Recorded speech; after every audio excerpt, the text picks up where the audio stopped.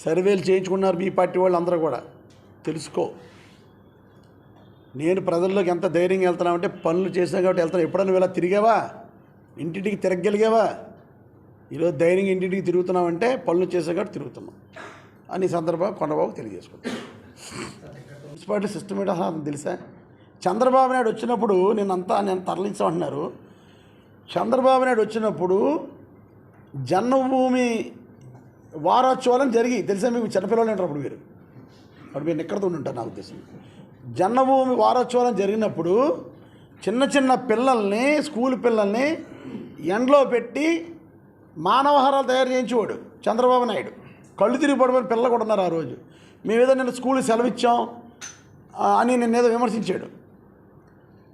అవసరం అయితే తీసుకుంటాం, సెలవిస్తాం. ఆ సెలవుని ఆదివారం పెట్టి కంటిన్యూ చేసుకుంటారు. స్కూల్ వాళ్ళు ఏమి కోర్సు ఏమి నష్టపోరు పిల్లలేమి. మేము చంద్రబాబు నాయుడులాగా జన్మభూమి హారాలు పెట్టి, మానవ హారాలు పెట్టి ఎండల్లో పిల్లలు మేము బాధపెట్టలేదు, చేయలేదు సార్. పెన్షన్లకి ఇంటికి పంపిస్తున్నాం ముసలి వాళ్ళకి. అదే తప్పితే చంద్రబాబు నాయుడు లైన్లో పెట్టి పెన్షన్లను మేము బాధ పెట్టలేదు. ఓకే, ఏదైనా ఇందాక పవన్ కళ్యాణ్ అడిగారు, ఎవరు వచ్చినా రెడీగా ఉన్నాను. సో నేను ఒకటే చెప్తున్నా, కాకినాడ పట్టణంలో గాజు గ్లాస్ ఉంటుందని నేను భావిస్తున్నాను. గాజు గ్లాస్ అన్నది లేకపోతే పవన్ కళ్యాణ్ నా మీద చేసిన విమర్శల్ని అతన్ని వెనక్కి తీసుకున్నట్టు లెక్క అని చెప్తున్నాను ఈ సందర్భంగా.